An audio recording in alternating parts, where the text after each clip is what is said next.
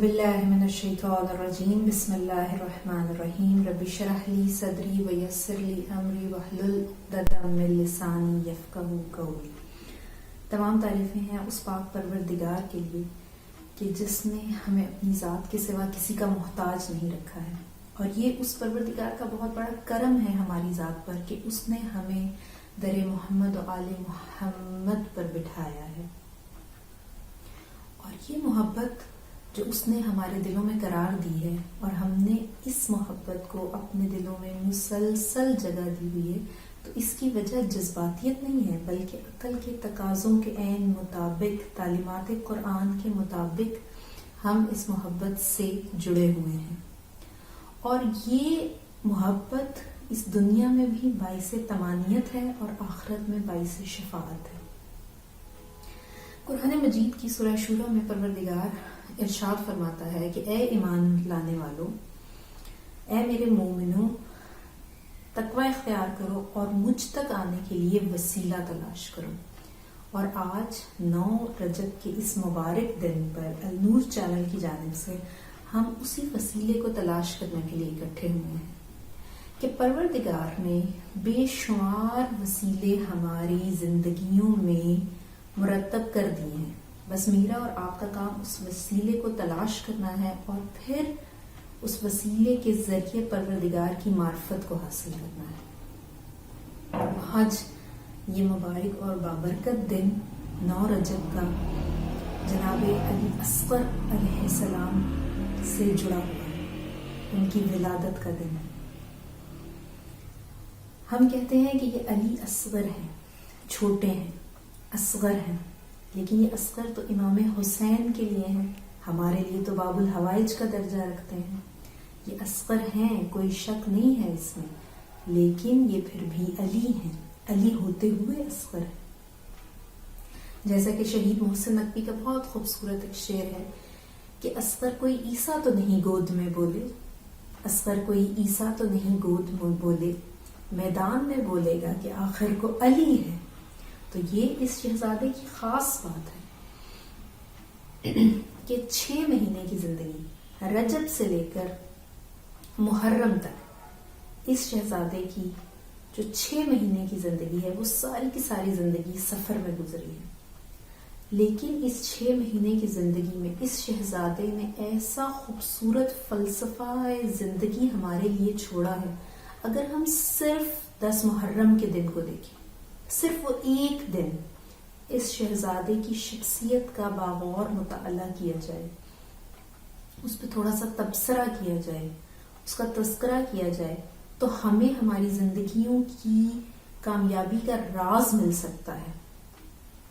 अगर आप गौर करें तो देखिए कि आज हमारे साथ बच्चों से मुताल्लिक बहुत ज्यादा मसाइल चल रहे हैं, और इस शहजादे ने 10 मुहर्रम के दिन हमें इतनी खूबसूरत एक मिसाल दी है कि बच्चे से मोहब्बत का तकाजा क्या है।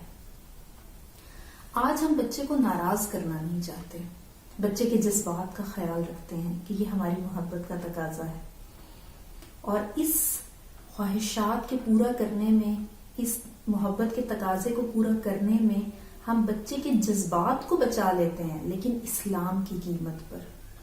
यानी इस्लाम के असूलों को अगर हमें नजरअंदाज भी करना पड़ता है तो हम उन्हें कर देते हैं कि बच्चे के जज्बात को ठेस ना पहुंच जाए। आज हमसे ये गलती हो रही है बच्चों की तरबियत में। लेकिन अगर आप करबला में देखिए तो मामला ऐसा नहीं है। कहीं भी इस्लाम के किसी एक असूल पर समझौता नहीं किया गया बच्चे की मोहब्बत में, वरना एक 6 माह का बच्चा मैदान करबला में लेकर जाना, और सब जानते हैं, माँ बाप दोनों जानते हैं, इमाम हुसैन जनाब उम्मे रबाब दोनों जानती हैं, जो भी मक्तल जा रहा है वो वापस नहीं आ रहा। ये बच्चा भी जो 6 माह का शहजादा है ये जाएगा और वापस नहीं आएगा। यानी इस्लाम के असूलों को खातिर में लाया गया है औलाद की मोहब्बत के मुकाबले में। क्यों? क्योंकि औलाद की मोहब्बत की मेराज ये है, उस मोहब्बत की मेराज का तकाजा ये है कि ये ना देखा जाए कि बच्चे के जज्बात को ठेस तो नहीं पहुंच रही, बल्कि ये देखा जाए کہ بچہ جس مقصد کے تحت اس دنیا میں بھیجا گیا ہے کیا وہ بچہ اس کمال تک پہنچ رہا ہے؟ آج بچوں کی تربیت میں اس بات کا تھوڑا سا فقدان محسوس ہوتا ہے. اس شہزادے کے متعلق جو دو چیزیں بہت مشہور ہیں اور جن کا بہت زیادہ تذکرہ کیا جاتا ہے، ایک تو وہ اس شہزادے کا گریہ ہے اور دوسرا اس شہزادے کا مسکرانا. اب دیکھیے، جیسے ہی امام حسین علیہ السلام عصر عاشور کے وقت بالکل تنہا رہ گئے اور انہوں نے حل من ناس ینصرنا کی صدا کو بلند کیا، تو اس شہزادے نے گریہ شروع کر دیا خیمے میں اور اپنے آپ کو جھولے سے گرا دیا.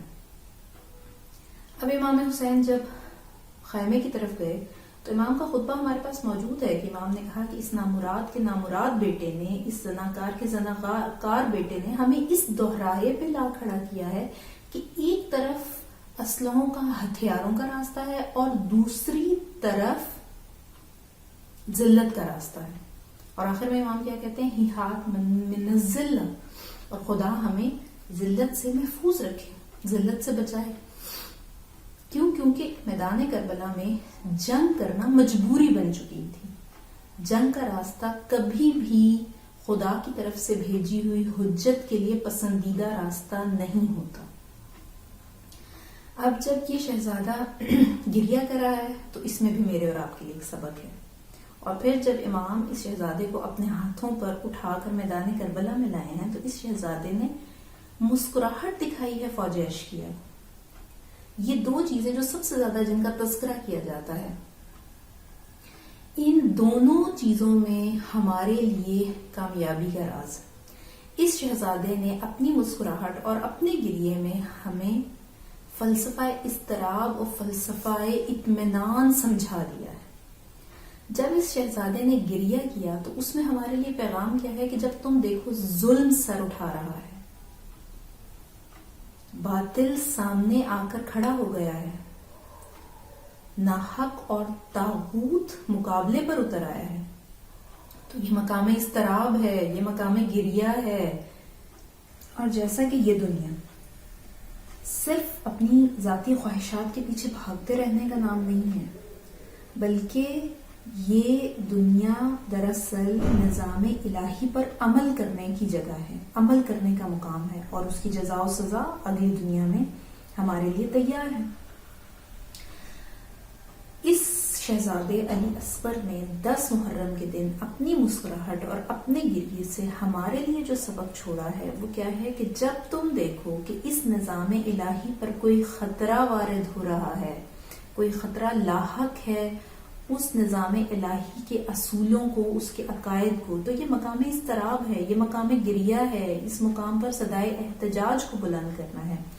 اور جب آپ یہ محسوس کریں، ہمارے اندر یہ احساس پیدا ہو جائے کہ اس خطرے کے مقابلے میں، اس باطل کے مقابلے میں، اس طاغوت کے مقابلے میں ہم قربانی دینے کے لیے تیار ہیں اور ہماری یہ قربانی اس الہی نظام کی حفاظت کرنے میں چھوٹا سا ایک حصہ ڈال سکتی ہے، تو یہ مقام اطمینان ہے، مقام مسکراہٹ ہے، مقام طمانینت ہے.